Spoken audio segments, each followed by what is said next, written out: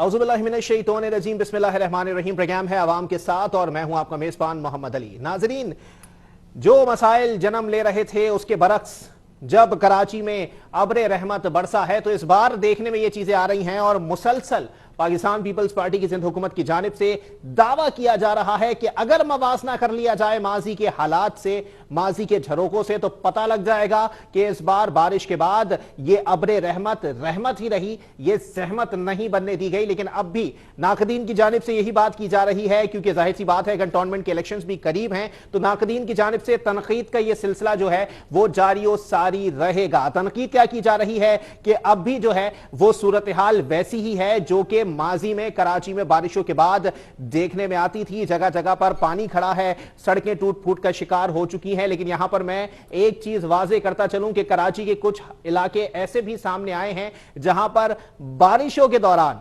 MNA funds से बाकायदा सड़कें डलती हुई देखी गई हैं। यानी उस पर आवाम ने भरपूर अंदाज में, मुज़हका खेज अंदाज में जो है वह एहतजाज किया है कि आया ये कौन सी सड़क है जो कि बारिश में भी डल सकती है। लेकिन सही मानों में इस पर अब तक कोई एक्शन नहीं लिया गया या अब तक कोई बात नहीं की गई है। इस पर नाकदीन क्या सोच रहे हैं? पाकिस्तान पीपल्स पार्टी का ये जो सियासी एडमिनिस्ट्रेटर लगाने का फॉर्मूला था, मैंने कल भी इस पर बात की थी कि ये कितना जो है वो कारगर साबित हुआ, कितना बेहतर साबित हुआ, इस पर बात करेंगे। हमारे साथ मौजूद हैं पाकिस्तान तहरीक इंसाफ के अहम रहनुमा हैं सुभान अली साहिल साहब। बहुत शुक्रिया सुभान भाई, आपने अपना कीमती वक्त इनायत किया। जनाबे वाला, क्या कहना पसंद करेंगे सर, हालात कैसे हैं आपकी नजर में?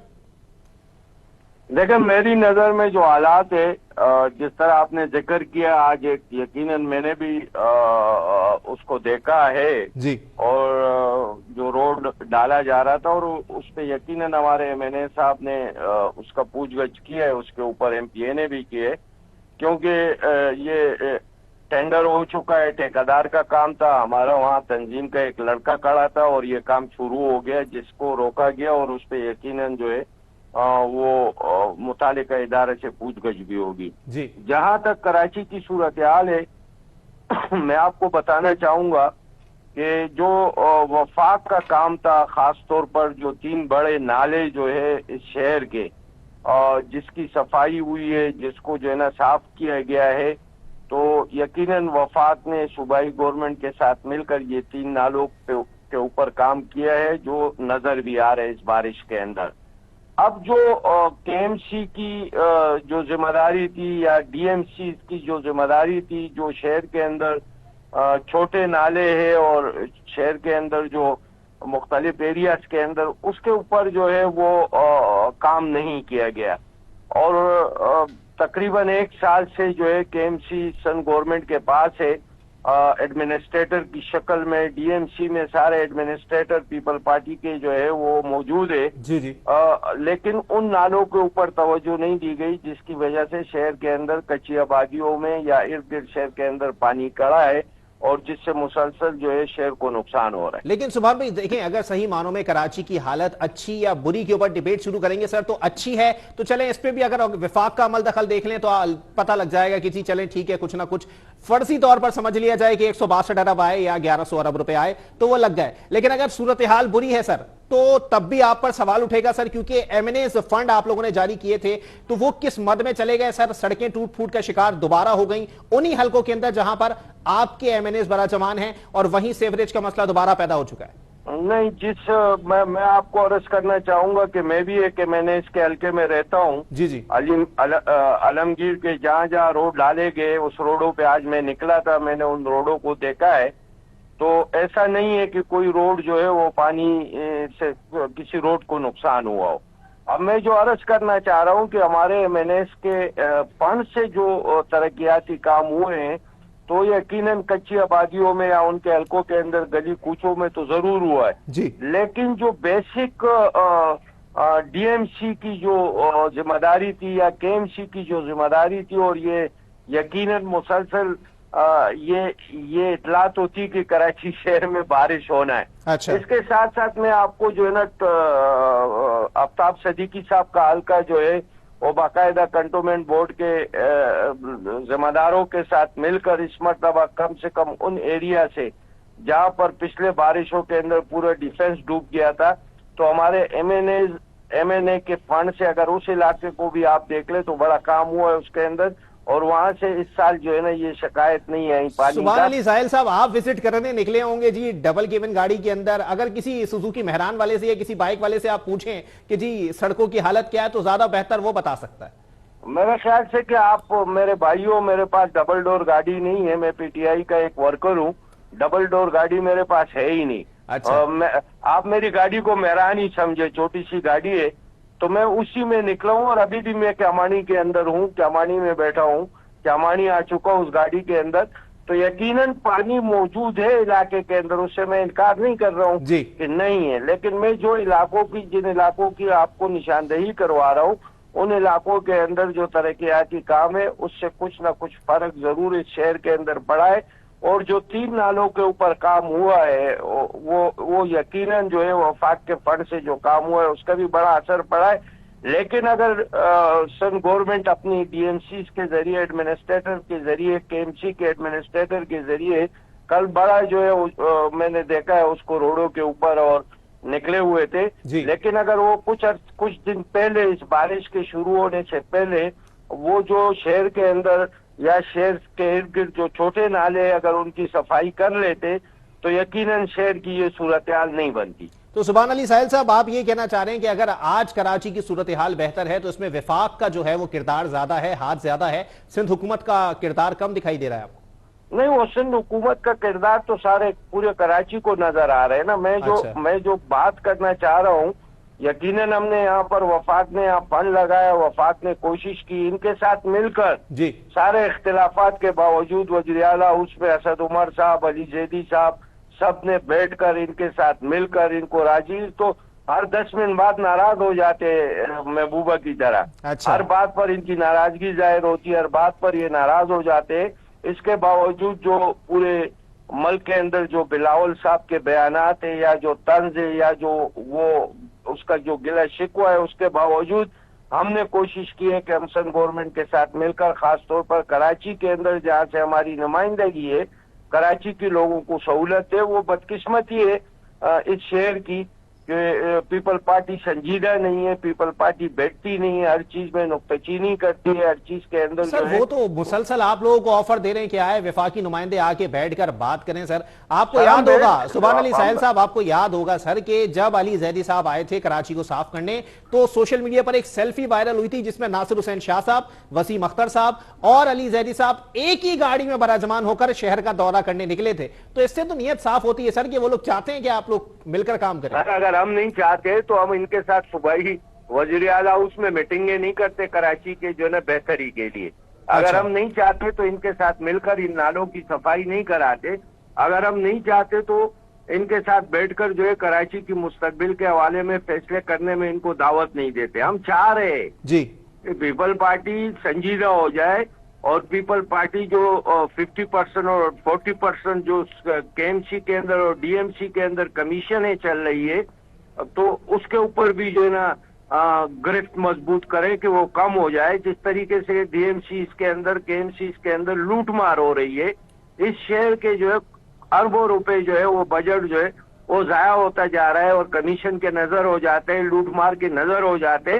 तो अगर ये संजीदा होते तो कब 13 साल से जो है पीपल पार्टी की हुकूमत है, हम तो अभी 3 साल। तो सुभान अली साहिल साहब, वो लोग आपकी बात सुनेंगे सर कि अगर कराची के लिए एमएनएस का फंड निकलता है तो खाली पाकिस्तान तहरीक इंसाफ के लिए निकलता है या एमकेएम पाकिस्तान के एमएनएस के लिए निकलता है? पाकिस्तान पीपल्स पार्टी वालों ने क्या बिगाड़ा था सर कि उनके हलकों में एमएनए फंड जारी नहीं किया गया? देखिए जी, इससे पहले तो चलो नवाज शरीफ की हुकूमत थी, 2008 में इनकी वफाकी हुकूमत थी जी, तो उस वक्त क्यों कराची के एमएनएस को फंड नहीं मिला? कादर पटेल 2008 में भी एमएनए थे, 2018 में भी एमएनए है, तो 2008 वाला फंड कादर पटेल साहब ने कहां पर लगाया? अच्छा, वो भी जो है हल्के के अंदर जो आरओ प्लांट लगाए गए थे उनकी मशीनरी जो है वो निकाल दी गई है, उनकी मशीनरी बेची गई है। वहां से एक कतरा पानी जो है न मनोड़ा में, बाबा बेट में, क्यामानी में, गुलशन से चले सुभान अली साहिल साहब, मैं बड़ी कदर करता हूं सर आपके तबर्रे की, लेकिन मैं जरा आगे बढ़ जाऊं। मुसर्रत नियाजी साहब भी पाकिस्तान पीपल्स पार्टी से मुझे ज्वाइन कर चुकी हैं। बहुत शुक्रिया अदी, आपने अपना कीमती वक्त इनायत किया। अदी, सही मानों में सुभान अली साहिल साहब मेरे साथ मौजूद हैं, वो कह रहे हैं कि जी कराची की तरक्की के लिए हम हाथ बढ़ाना चाहते हैं, लेकिन आप लोग संजीदा नहीं है, पता नहीं बैठने के लिए तैयार नहीं है, शायद आप लोगों के कमीशन मारे जाएंगे। सुभान अली साहिल साहब का खदशा है।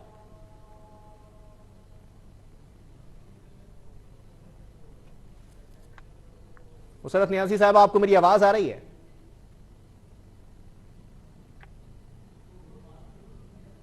मुसरत नियाजी साहब, आपको मेरी आवाज आ रही है? जी बिल्कुल आप जी मुसरत नियाजी साहब, आप बताइएगा, जो सवाल मैंने पूछा है अगर आपने वो सुन लिया तो ठीक है, वरना मैं दोबारा दोहरा देता हूं। वो कह रहे हैं कि जी आप लोग हाथ बढ़ाने पर भी साथ नहीं बैठते, संजीदा नहीं होते। उनको खदशा यह है कि जी डीएमसी, केएमसी और जो मातहत इदारे हैं वहां कमीशन चल रहा है। बिस्मिल्लाहिर्रहमानिर्रहीम। गंदी सोच पर तो कोई पाबंदी नहीं है, ठीक है। दूसरी बात यह है कि मैंने आपका हाथ बढ़ाने की बात अगर की जाए तो प्राइम मिनिस्टर साहब जो है ना, मेरे ख्याल में जब से वजीर आजम बने हैं 6 दफा यहाँ कराची में तशरीफ लाए, तो कितना कर हाथ बढ़ाने वाली बात तो आपको इसमें जवाब आ जाएगा।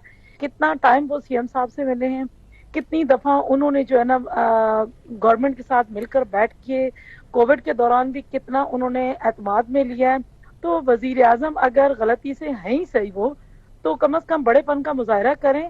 तो फिर आप हम पे एलिगेशन लगाएंगे सूबों पर कि जी हम आपको एतमाद में नहीं लेते, तो हम आपको क्या एतमाद में ले?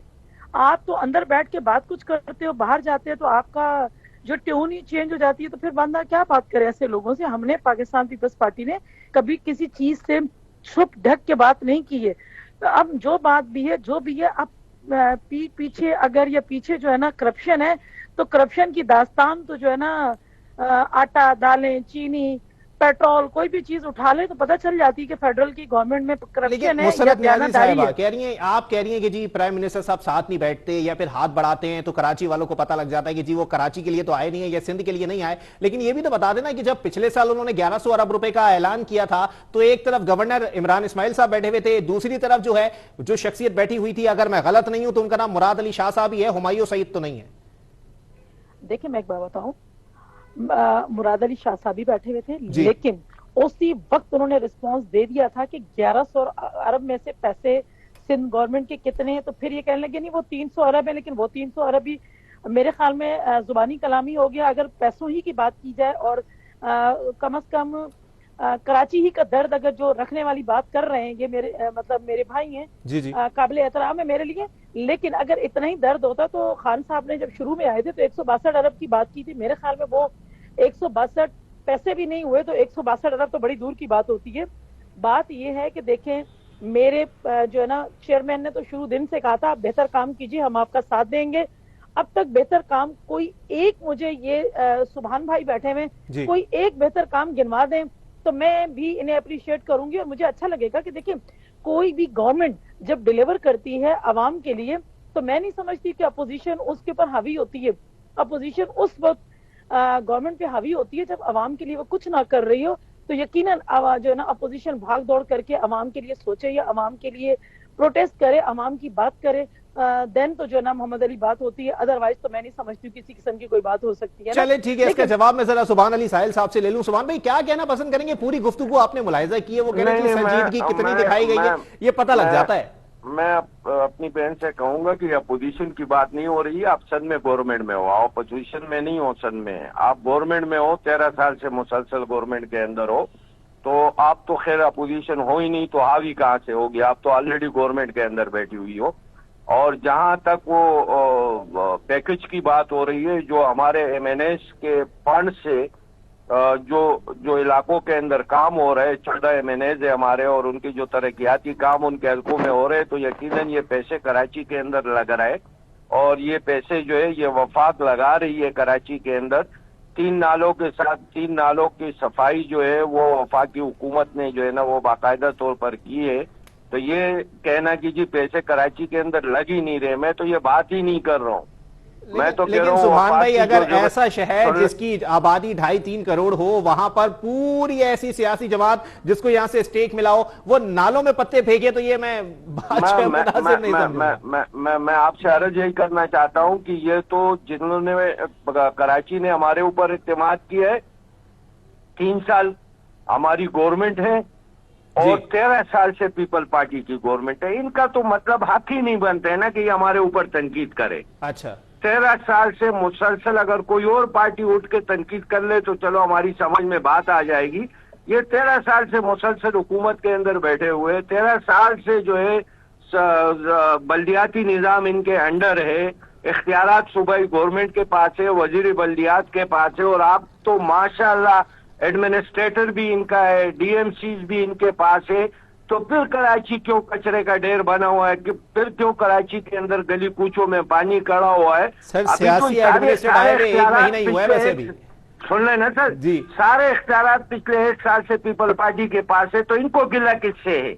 ये अपनी जिम्मेदारी तो पूरी करे ना, फिर वफाक के ऊपर इल्जाम लगाए। चले मैं इनसे जरा पूछ लूं ना मुसरत ये नियाज़ी साहबा बात से। अगर कोई और सियासी पार्टी करे जो इख्तियार के अंदर मौजूद नहीं है, जिनके पास इख्तियारात नहीं है, जी जी, या उनके नुमाइंदे असम्बलियों के अंदर मौजूद नहीं है, अगर वो ये बात करे तो समझ में आती है। तो मुसलसल 13 साल से, और इसमें 5 साल ये वफाकी हुकूमत में बैठे रहे। अच्छा चले चले इनके मुसरत पास नियाज़ी साहबा वफाकी इस हुकूमत पर थी। जवाब दे रहे एक 13 और साल चीज से ले सिंध ले, पर आप जवाब आप लोग दो। बैठे हुए हैं, सही मानों में कारकर्दगी के लिहाज से यहाँ पर शीशे के मंदिर ही बनाए गए। देखिए मैं एक बात बताऊं आपको, मेरा भाई कह रहा है कि हम अपोजिशन में नहीं है, गवर्नमेंट में। बिल्कुल अल्हम्दुलिल्लाह हम गवर्नमेंट में। हमने कब कहा कि हम सिंध के अंदर अपोजिशन में? जी, मसला हमने ये नहीं कह दिया। अब कह रहे हैं कि काम देखें, जहां तक बारिश का ताल्लुक है, मोहम्मद अली आप भी इस शहर के वासी हैं और यकीनन जो है ना भाई भी होंगे यहीं के। मसला ये है कि देखें, यहाँ पहले भी मोहम्मद अली आप भी अपने दिल पे हाथ रख के और सच कह सकते हैं, जो पहले की बारिशों में निजाम होता था और अब की बारिशों में जमीन आसमान का फर्क है। जो 35 साल से इस जो है ना शहर पे काबिज थे, वही नफीस लोग इनके साथ भी मौजूद हैं।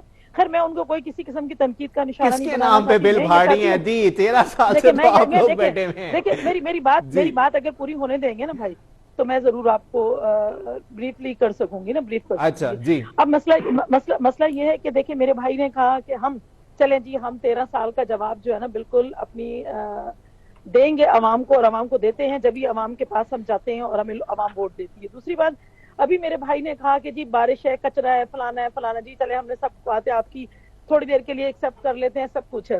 वो मेरे भाई 8 साल से आप भी केपीके के अंदर हो, केपीके की इमरजेंसी के अंदर ना 2.5 3 फीट 4 फीट पानी नहीं भरा, वहां सिंध गवर्नमेंट ने नहीं भरा था।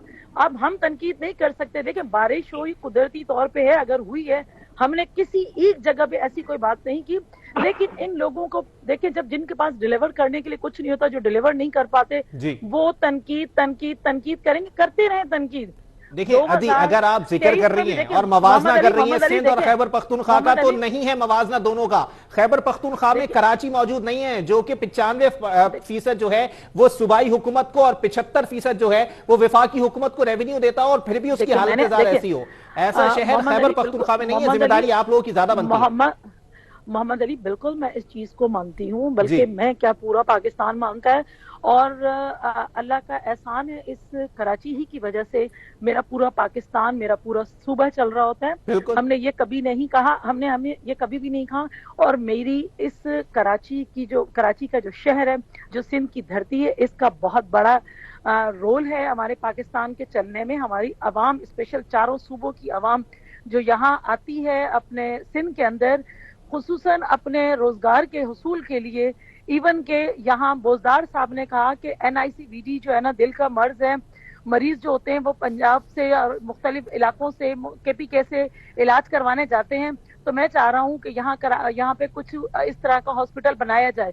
तो अच्छा लगा कि चलें ठीक है जी, एक दूसरे की अच्छाई को, एक दूसरे की बेहतर बातों को जो है ना तस्लीम किया जाए, ताकि बजाय एक दूसरे पर NICVD के ऊपर बहुत ज्यादा खेल जाते हैं वैसे आप लोग सियासी तौर पे। ये बता दें NICVD किसके दौर में बना था? देखिए मैं एक बात बताऊं आपको, किसके दौर में बना था। इस वक्त तक आप देखें कि कराची के नहीं बल्कि सिंध के कोने कोने में NICVD जो है ना प्राइवेट देखिए तोहफा था। चलें जी, वो तोहफा था, तो वो तोहफा वफाकी गवर्नमेंट ने हॉस्पिटल लेने के बावजूद भी दे दिया कराची को, और फिर NICVD आज पब्लिक प्राइवेट पार्टनरशिप की तहत चल रहा है। अब देखें देखिए यही बहुत अच्छी बात है मोहम्मद अली, आपने बहुत खूबसूरत बात की। देखिए मैं एक बात बताऊं, पाकिस्तान का कोई सूबा ऐसा नहीं है जिसके अंदर जो है ना, जिसके अंदर पब्लिक प्राइवेट सेक्टर का एतमाद। देखिए पब्लिक प्राइवेट, अगर मैं पब्लिकली किसी के साथ पार्टनरशिप कर रही हूँ तो इट्स मीन मुझे एतमाद है, तो मैं उस गवर्नमेंट के साथ कर रही हूँ।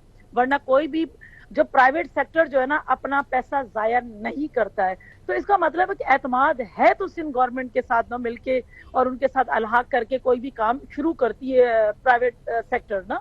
तो सिंध हुकूमत सही मानों पे फिर चंदा लेने पर तनकीद क्यों करती है, ये भी तो बात समझ में आती है। अगर वफाकी हुकूमत चंदा ले तो वो गलत है, अगर सिंध हुकूमत ले तो वो उसका हक है।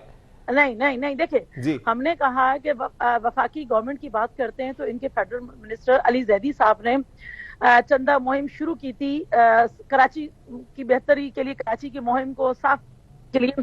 तो वो चंदा मुहिम हम नहीं कहते कि जी हमें साफ दो, वो चंदा मुहिम कहाँ गई, वो कहाँ इन्वेस्ट हुए पैसे। ये पार्टी तो है ही चंदा मामू वाली पार्टी, इनका तो काम ही है ये तो वो पार्टी है कि बजाय जो है ना फैसल ईदी साहब को पैसे देने के कि ताकि फैसल ईदी साहब खैराती चैरिटी इदारा है उनको देने के, ये वो लोग हैं उनसे भी ले लिया करते हैं। तो बाकी फिर चलो ठीक है, सुभान भाई से मैं इसका जवाब ले लूं। सुभान भाई क्या कहेंगे सर, अली जैदी साहब का चंदा कहां गया सर? एक जुमला मैं जरूर कहूंगा कि जिनके इन्होंने हमसे बात की है, जी जी, जिनकी इन्होंने बात की है कि हमारे साथ इत्तेहादी थे, उन इत्तेहादियों के लिए तो बाकायदा तौर पर लंदन जो है ना रहमान मलक साहब जो है हर 2 महीने बाद एक ब्रीफकेस लेके जाते थे। अच्छा, वो खर्चा बच गया सर आपका, आप लोगों ने अच्छे दौर में इत्तेहादी बनाया। अच्छा, जी, ये भूल गए। दूसरी बात ये है कि शुक्र है, ये भी लाख लाख शुक्र है कि जी हम चंदा कर लेते, कम से कम यतीमों का fund, education budget, health budget नहीं खाते। अच्छा। जहाँ तक जना अस्पताल की बात है तो जना अस्पताल में जिस तरह आपने कहा है बिल्कुल उसी तरीके से प्राइवेट सेक्टर उसके अंदर इन्वॉल्व है, वार्ड वो बनाते हैं, मशीनरी वो लाते हैं, कमरे वो बनाते हैं, इनका कोई कमाल नहीं है। बल्कि ये तो वो बजट दवाइयों की शक्ल में जो है बाकायदा दास्तान मीडिया के ऊपर आई है कि दवाइयां जो है ना वहां से जो है बाहर जाके बिकती है। और इसी तरह सिविल अस्पताल, जना अस्पताल का बजट जो है कराची शहर का खा लिया जाता है। मैं इसीलिए कह रहा हूँ कि 13 साल से मुसलसल जो है ना इनकी हुकूमत है, इनको चाहिए कि अपनी कारकर्दगी पर ज्यादा तवज्जो दे। और हेलो जी जी, आवाज आ रही है सर। अपनी कारकर्दगी पर ज्यादा तवज्जो दे, हम पर तनकीद करने के बजाय जो 13 साल में इनकी जिम्मेदारी बनती है वो पूरी कर ले। देखिए सुभान अली साहिल साहब, देखिए सही मानो मैं ये बात नहीं करना चाहता था, मैं ये बात नहीं करना चाहता था, आपने थोड़ा सा मजबूर किया मुझे, मैं ये बात करता चलूं कि आपकी ही एक निजी इजलास के अंदर जिसमें प्राइम मिनिस्टर साहब मौजूद थे, तमाम अरकान असेंबली मौजूद थे, मेरे जराए बताते हैं कि खान साहब ने कहा कि जिसने फंड में खुर्द-बुर्द की है मुझे सब पता है और मैं छोड़ूंगा नहीं उन लोगों को। सर अगर कोई एमएनए एमपी आपके दोस्त है और आपकी नजर में कि उन्होंने कोई खुर्द-बुर्द किया तो उनको ये याद दहानी करा दीजिएगा कि खान साहब को सब पता है। नहीं, वो तो यकीनन अगर किसी ने किया हो जी जी, तो मिसाल मौजूद है खैबर पख्तूनख्वा का। अच्छा, 23 एमपीएस जो है ना एक साथ इलेक्शन में 2018 बशमूल महमूद खान साहब के जो मौजूदा अभी खैबर पख्तूनख्वा के वजीर आला है, मैं भी क्लियर कर दूंगा आपको। नहीं, ये उसमें नहीं थे। बिल्कुल थे सर, स्पोर्ट्स मिनिस्टर थे। आप थोड़ा सा रिकॉर्ड दुरुस्त करें। सर अलग बात है सर, जो 25 स्पोर्ट्स मिनिस्टर करप्शन पे बरतरफ हो जाए और उसके बाद उसको वजीर आला लगा दिया जाए, ये दो राय है सर। 25 लोगों को निकाला गया है, ये बरतरफ होना और फिर इंक्वायरी होना और फिर उसके बाद क्लियर होना वो अलग बात है। तो इनिशिएटिव किस बात का ले रहे हैं सर? फिर आप लोगों पर साबित हो चुका था जी, उनको बाकायदा तौर पर जो है ना पार्टी से, ये वाहिद पार्टी है जिन्होंने अपने लोगों को निकाला है। इनका मिसाल तो आपको सेनेट के इलेक्शन में है कि बैठे हुए कितने थे, खड़े हुए कितने थे और जब वोट डालने गए तो कितने थे। किसी पार्टी ने ना मुस्लिम तरफ निकल गए सर, मैं अवामी मसला लेकर बैठा था, किसी ने भी अपने लोगों को पार्टी से नहीं निकाला। अच्छा, चले ठीक है। वैसे सुभान अली साहिल साहब, मुझे कोई कंक्लूजन नहीं मिला आज इस टॉपिक का, मैं चाह रहा था कि इस पर कंक्लूजन मिल जाए मुझे। बहुत शुक्रिया। सुभान अली साहिल साहब पाकिस्तान तहरीक इंसाफ से मेरे साथ मौजूद थे और मुसरत नियाजी साहबा पाकिस्तान पीपल्स पार्टी से मेरे साथ मौजूद थी। एक ब्रेक की तरफ बढ़ेंगे, ब्रेक के बाद प्रोग्राम को यहीं से कंटिन्यू करेंगे। दोबारा वही बम गिराए जा रहे हैं जो कि पहले दिन से मौजूदा वफाकी हुकूमत की जानिब से गिराए जाते रहे। एक बार फिर महंगाई हो गई है, 24 अशिया की कीमतें मैं बता रहा हूं जिनमें इजाफा हुआ है और इस पर आज बात होगी कि आया महंगाई के एदाद शुमार अगर ज्यादा हो रहे हैं तो फिर मईशत को दुरुस्त समत में डालने के जो दावे किए जा रहे हैं वो कहां से किए जा रहे हैं। ब्रेक की तरफ बढ़ेंगे, ब्रेक के बाद प्रोग्राम को यहीं से कंटिन्यू करेंगे।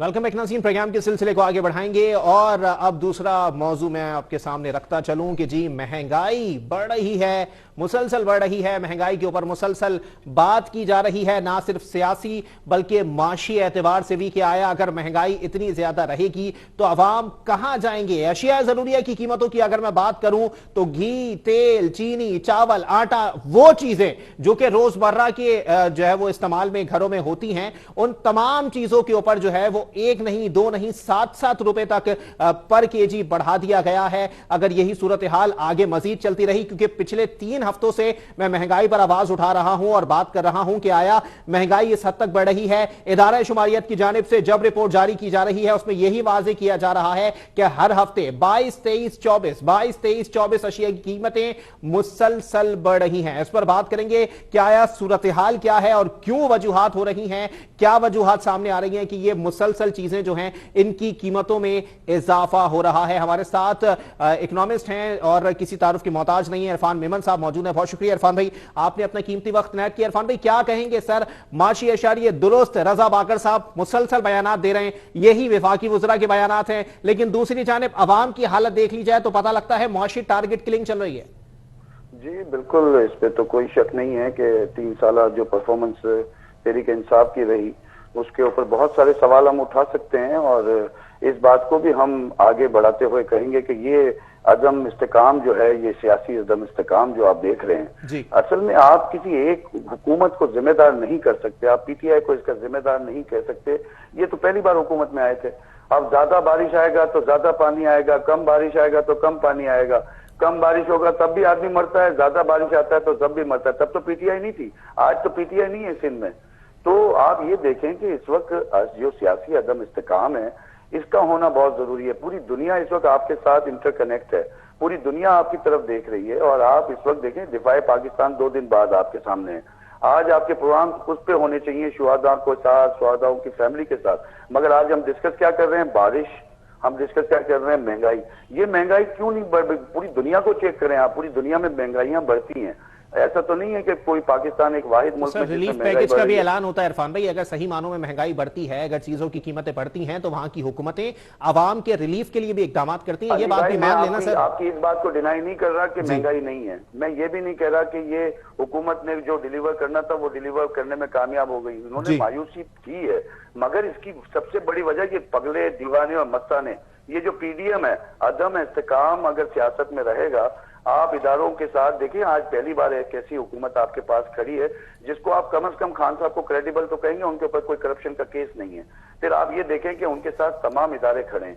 फिर बड़े बड़े जो मुल्क को जो चैलेंजेस, अंदरूनी चैलेंजेस तो हमारे पास दुनिया में, पाकिस्तान जब से बना है तब से लेकर आज तक हमें अंदरूनी चैलेंजेस रहे। जो बैरूनी चैलेंजेस हैं, सर खान साहब का किरदार करप्ट हो ना हो, उनकी शख्सियत करप्ट हो ना हो, सानू की सर हम बात कर रहे हैं कारकर्दगी के ऊपर, हम बात किरदार पे नहीं कर रहे सर। काफ से कारकर्दगी पे बात कर रहा हूं मैं, काफ से किरदार पे बात नहीं कर रहा सर। नहीं, मैं आपकी बात मानता हूं, मगर मैं आप कहता हूं कि आप एक हुकूमत को इसका जिम्मेदार नहीं कर सकते। पिछली कई दाइयों से जो हुकूमतें 3-3, 4-4 बारियां ले चुकी हैं, क्या उनके दौर में करप्शन नहीं हुई? क्या उनके दौर में लोड शेडिंग नहीं हुई? क्या उनके दौर में बेरोजगारियां नहीं थी? सर हाई इन्फ्लेशन का जो रेट अभी है वो माजी में कभी नहीं देखा गया। मैं मानता हूं, मगर जिस हालात में हुकूमत उनको दी गई और जिस तरीके से गर्दिशी कर्जे मौजूद थे, देखिए आप अगर एक कौम बनाने जा रहे हैं, परसों मैं सुन रहा था खान साहब ने बोला कि ये नया पाकिस्तान हमारा विजन है। ये कोई ऐसे तो नहीं है कि हम कहेंगे और पूरा हो जाएगा। देखिए इस वक्त हमें ये सियासी इस्तेकाम है, उसकी बहुत जरूरत है। ये पगले, दीवाने और मस्तानों से आगे बढ़ने का वक्त आ चुका है। पाकिस्तान इस पार्लिमानी निजाम का, ये बोसीदा निजाम का मुतहमिल नहीं है। पाकिस्तान को एक सदारती निजाम चाहिए और एक लंबी इनिंग चाहिए जिससे हम इन तमाम चैलेंजेस का सामना कर सकें। आप ये देखें, आपके सामने है कोरोना की SOPs, आप स्कूल बंद, मस्जिद बंद, दरगाहें बंद, सारी चीजें बंद।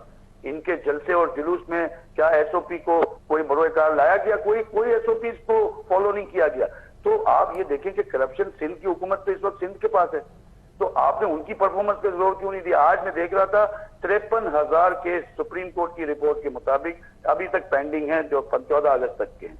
आप ये देखें कि हमको इस वक्त दिफाए पाकिस्तान 2 दिन बाद है, क्या उनकी कुर्बानियां हैं वो हमारे सामने नहीं। हम जब भी कोई बड़ा दिन बनाने जाते हैं, कोई इस किस्म के इश्यूज हमारे सामने आ जाते हैं। जैसे सर ये इशू पिछले 3 साल से चल रहा है और इस पर आप खुद एक ताजिर हैं सर, आपको तो ज्यादा पता होगा कि आप लोगों को किस किस्म की मुश्किलात हैं, फिर भी सारे ताजिर 2 दिन से भूख हड़ताल किए बैठे हैं कराची के अंदर। सर देखें, वो 2-2 इंचों की मस्जिदें हैं। अच्छा, वो 2-2 इंचों की मस्जिदें हैं। आपको मैं कहूं कि चैम्बर और फेडरेशन, असल बिजनेसमैन, अगर बिजनेसमैन को ऑन बोर्ड लेना है तो आप चैम्बर को लें, फेडरेशन को लें, जो असल तर्जुमान मतलब खाली ताजिरों का तर्जुमान चैम्बर ऑफ कॉमर्स या फेडरेशन ऑफ पाकिस्तान है?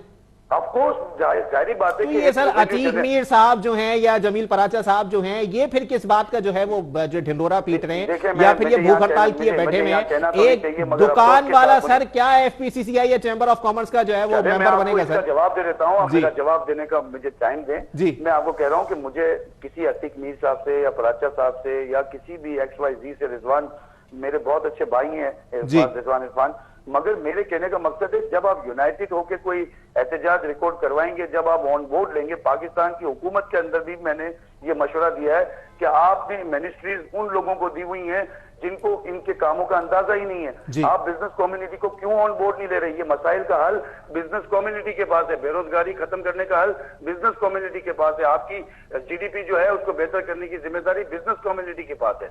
तो आपने क्यों बिजनेस कम्युनिटी को डिसऑन किया हुआ था पिछले कई सालों से? आज अगर इस हुकूमत ने एमिनिस्टी स्कीम देके आज कंस्ट्रक्शन के अंदर थोड़ी बूस्टअप आई, वहां पे बेरोजगारी खत्म हुई।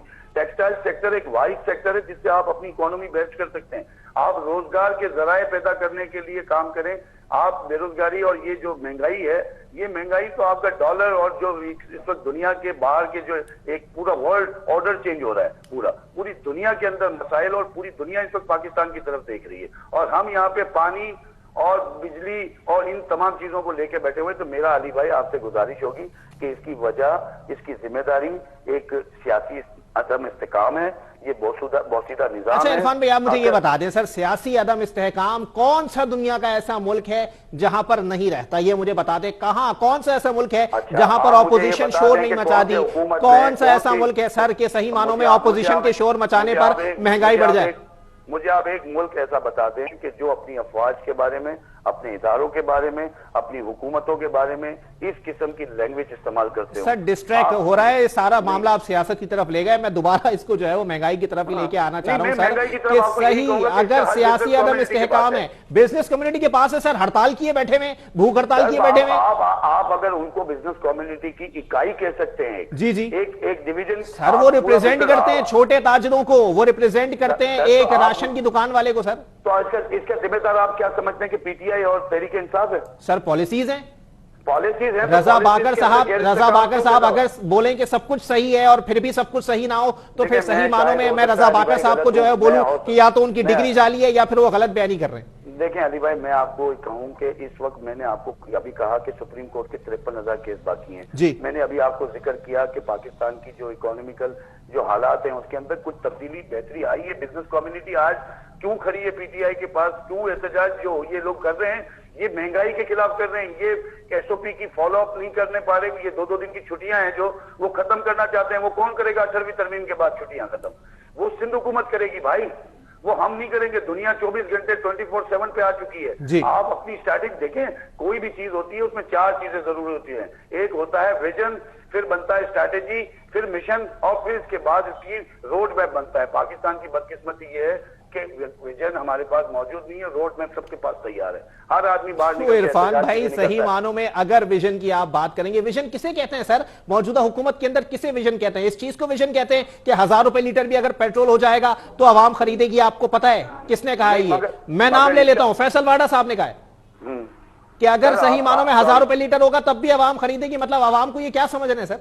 नहीं, ये बात देखिए, मैं फैसल वाडा का तर्जुमान नहीं हूं। मैं इस वक्त आपको बिजनेस कम्युनिटी का तर्जुमान की हैसियत से बात कर रहा हूं जी। मेरी नजर में अगर आप मुझसे मशवरा करेंगे और मुझसे अगर मेरा तज्जिया लेंगे जी, तो मैं इसको एज ए बिजनेसमैन सियासी गैर इस्तेकामियत जो इस्तेकाम है और जो ये बोसीदा निजाम पिछले कई सालों से हमारे मरहूम जो है सईद कासिम तेली साहब, उन्होंने बहुत बड़ा रोल अदा किया था। आज उसी रोल की जरूरत है कि चैम्बर ऑफ फेडरेशन आगे आए और हुकूमत पाकिस्तान और तमाम हुकूमतें सूबाई वो हुकूमतें वो बिजनेस कम्युनिटी को ऑन बोर्ड ले। आपका बिजनेस, आपका हल जो है इन तमाम चीजों का वो बिजनेस कम्युनिटी के पास है। उनको धमकियां ना दी जाएं, उनको एफबीआर का डर ना दिखाया जाए, उनके साथ आसानियां पैदा की जाएं, उनको इजी कर्जे दिए जाएं ताकि बेरोजगारी खत्म हो।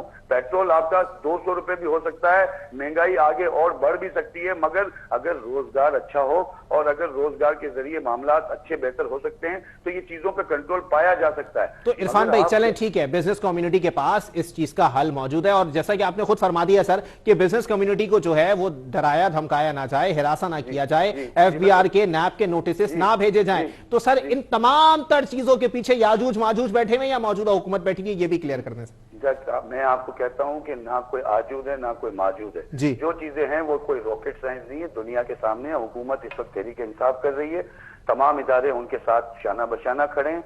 अवाम इस वक्त जो है वो डिस्टर्ब यूं है कि उन्होंने जो ख्वाब देखे थे नए पाकिस्तान के अंदर वो अभी तक वो पूरा करने में नाकाम हुए। उसकी वजह मैं फिर कहूंगा सियासी अदम इस्तेकाम और ये बोसीदा निजाम जो ब्यूरोक्रेसी का हाल था 3 साल में, तो इनको समझ ही नहीं आई पीटीआई को कि ब्यूरोक्रेसी क्या कर रही है। आज इनको कुछ चीजें समझ आनी शुरू हुई है। मेरे ख्याल से पाकिस्तान का ये जो पार्लिमानी निजाम है, ये बोसीदा निजाम जो है, ये पाकिस्तान इसका मुतहम्मिल नहीं है।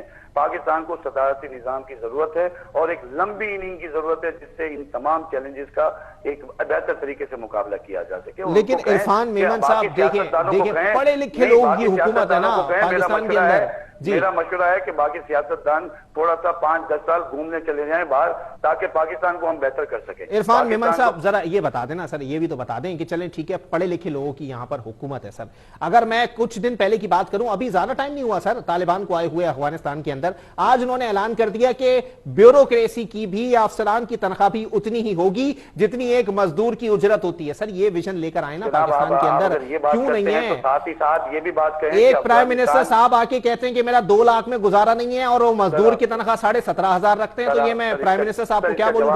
इसका जवाब मेरे को देने दें जी। आपने कहा कि इस वक्त हुकूमत पाकिस्तान जो है वो जो तमाम चैलेंजेस का फेस कर रही है, आप अफगानिस्तान की आपने मिसाल दी।